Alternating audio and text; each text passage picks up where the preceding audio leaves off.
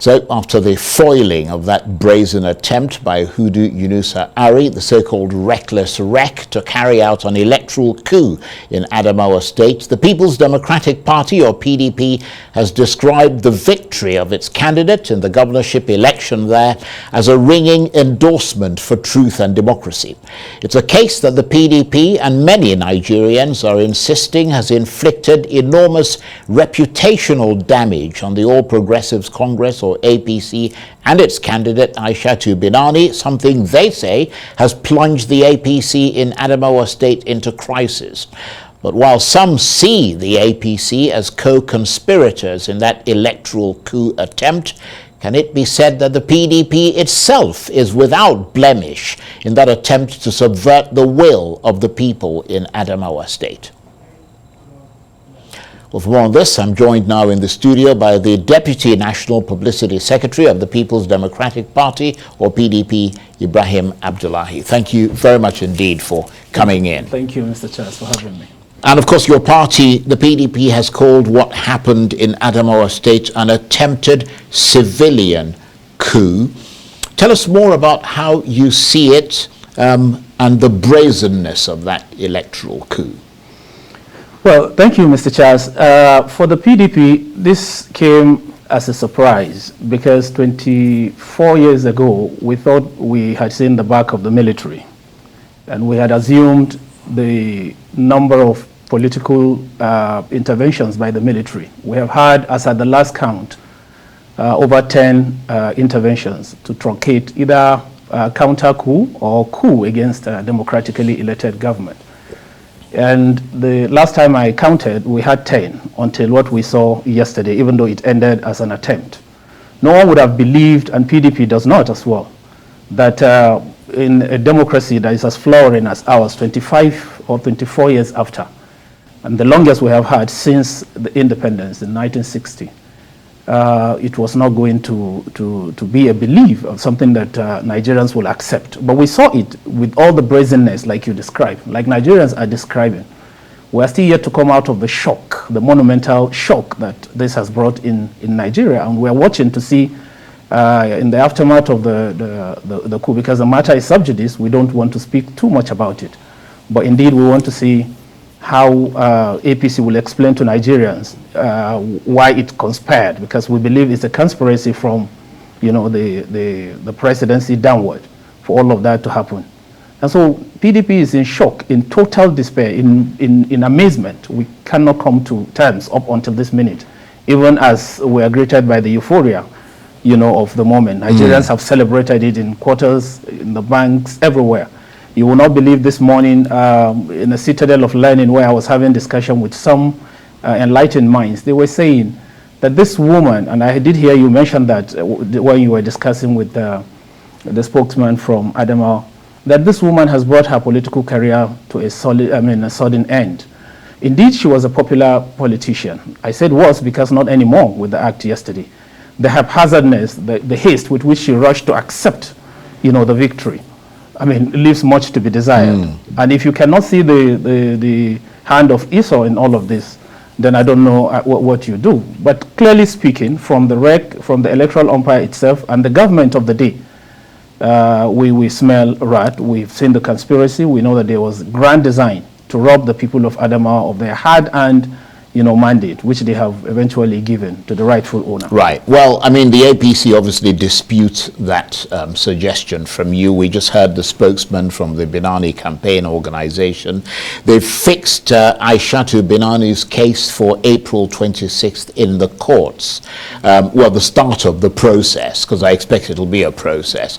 Does she have a case, or is it just a waste of time in your assessment? Well, I would not, as a person that respects our law, call it a waste of time. But your guess is as good as mine when a matter of this nature, like we earlier said in the background, like I stated earlier, does not reconcile. Common sense will tell you that this is not only a waste of time, but this is an exercise in futility, because the people of Adamawa have spoken.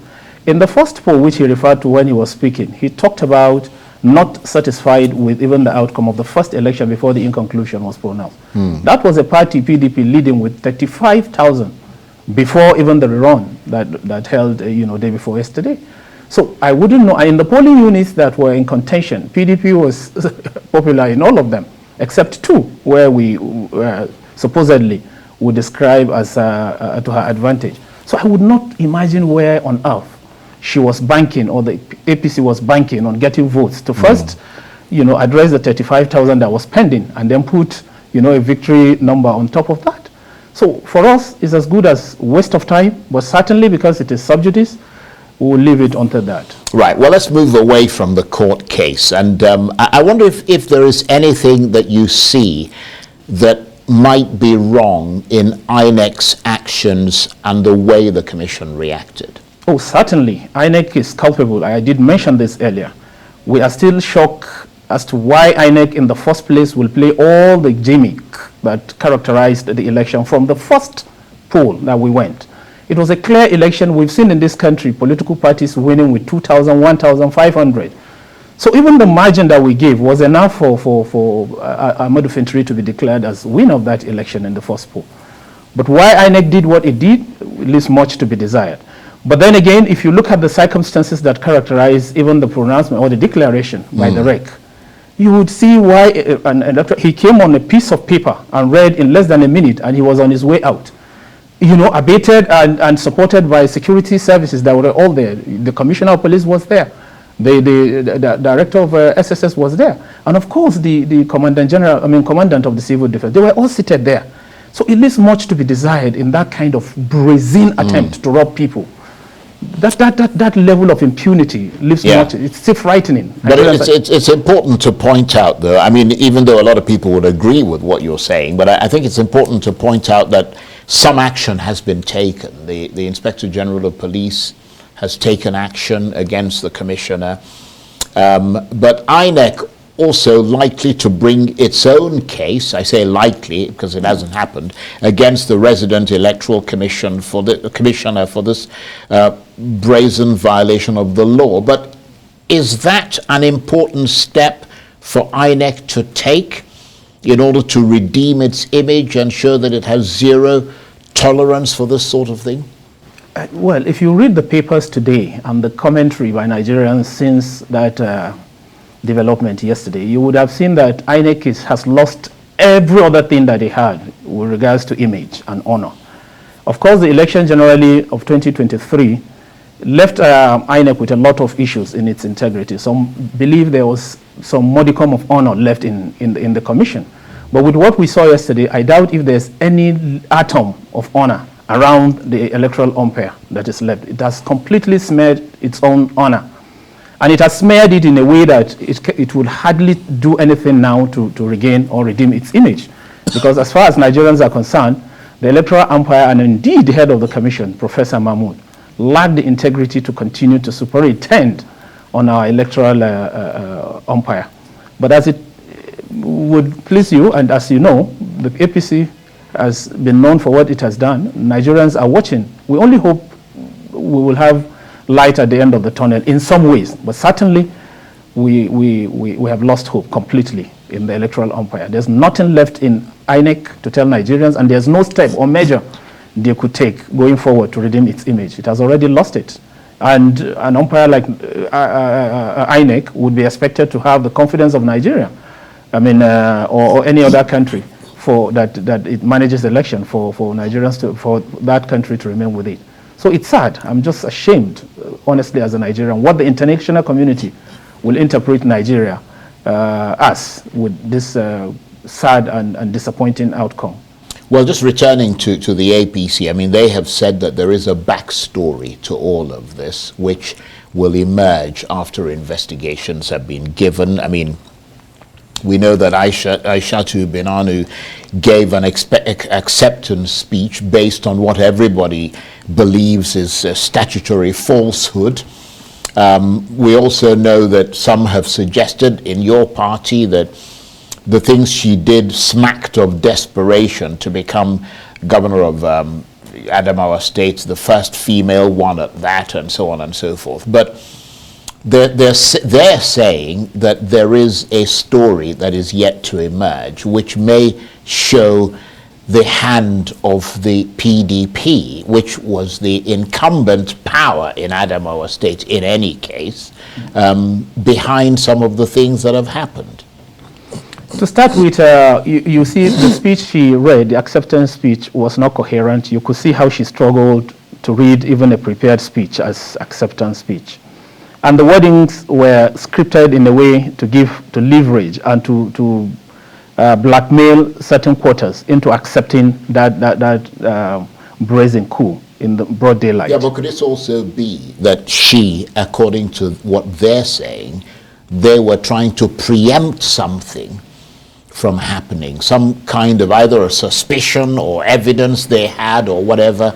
Mr. Charles, if they had their way... That they were trying to preempt something that the PDP was trying to do there at that stage? No, instead, what she was trying to do was to test the waters. If Adamawa people had accepted or did not come in the manner they did to resist that attempt at, stealing their mandate, by now we would have had Aisha, she would have remained. By now she would have taken her certificate of return. And it would have been with that speed of light to give her. Because the entire conspiracy in the days ahead will be blown open, and you will then see the level of disgust in our electoral system.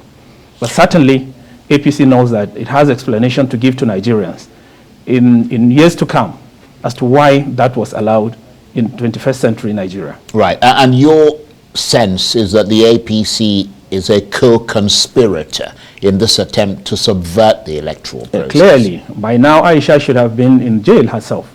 There's no reason you will be seeing Aisha will be walking the streets of Nigeria, having accepted what was clear and glare for Nigerians to see that it was not an election that she won. The desperation, the manner and the activities pre and post that election suggest to you that there was this grand design with Aisha Alassane as, Benani, Aisha Benani as the attempted victor in it. The plan was to ensure that she becomes the governor at all costs. Then we go to court, and it will be as usual. They will turn around and say, you have to accept the mandate. Because in one hand, they are incumbent at the federal level, and on the other, they are said to have won election again to succeed Buhari. So they weighed the options and discovered that, or assumed that it was something that was possible, until they saw that level of resistance by Nigerians yesterday. Then they came to terms that it's not something that they could try. But is it your sense that there are grounds for legal action to be taken against her and possibly her party, the APC? Unless we don't want to sustain this nascent democracy of ours. But that is the way to go. We've got to set precedents against people like her, people like APC in Adamawa State, who have chosen to take Nigerians back to Stone Age. The whole thing looks like what you will call a barbaric, age. One is still yet to come to terms with this. That's what I told you earlier. We are still in shock as to why somebody will just do a thing like that and then everything goes on. If we hadn't come out to resist it, I'm telling you by now, Aisha would have been described as the governor-elect of Adamawa State, and PDP will be compelled to accept that, sadly, as it is. So it's kudos to PDP for coming all out at the national and at the state level, and every other Nigerian, including those outside of PDP, have come to condemn that manner of impudence, that manner of recklessness. Right. But I mean, not to dwell on a hypothetical situation, but the APC have suggested that if it was you who that wreck came out and announced that you had won, that you wouldn't have disputed that. That's the perception claim. for them. That's the perception for them. Well, what I need to know is, I'm trying to see whether the PDP is really without blemish in this attempt to subvert the will of the people, because there have been allegations made by the APC that agents of the PDP governor, along with political thugs, were torturing INEC staff and forcing them under duress to allege that the APC in Adamawa State gave them 2 billion naira to tilt the results in their favor.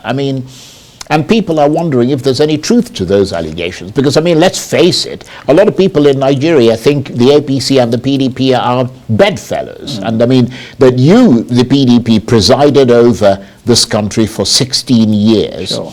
And that every single election during that time was questionable. Well, I don't remember anyone that has ended within the realm of speculation from 1999 up until 2015 when PDP vacated the scene. I don't know what you mean by realm of speculation. I mean, there were court cases against you. Exactly what I mean. It has ended in the courts, and the courts of the land have vindicated PDP in all of these elections. So it remains to be seen from that context. As Nigerians and as people of, as Democrats, I don't know what other source you would depend on. Yeah, but you yourself just said that what the expectation from the APC was to seize power, and then you can go to court and you'd be forced to accept whatever the consequences are. So it suggests that you yourself don't have confidence in the same court system you're saying exonerated the PDP all those years ago. I don't think Nigerians complained with on the judiciary that Nigeria has had from 1999 up until 2015, 2019. Some of these conflicting judgments that we have had, or verdict of the courts that have left Nigerians wondering, are recent developments from 2019, 2020. We've seen direct involvement of the political class in the judiciary, and we've seen even the appointment from the moment they began attempting to truncate, the operation of the judiciary with the removal of the CJ and then Onogen and some other things that followed. We now knew that this APC has come to bastardize the judicial process. So that was when the confidence in the judiciary began to erode. And with the recent pronouncement that we've seen of the courts, it leaves much to be desired. And if you don't agree with me, then you ask Nigerians, they will tell you. Okay, I want to thank you very much indeed. We agree on one thing, we've run out of time, but it's been great talking with you. Ibrahim Abdullahi is the Deputy National Publicity Secretary of the People's Democratic Party. Thank you very much indeed. My pleasure, always.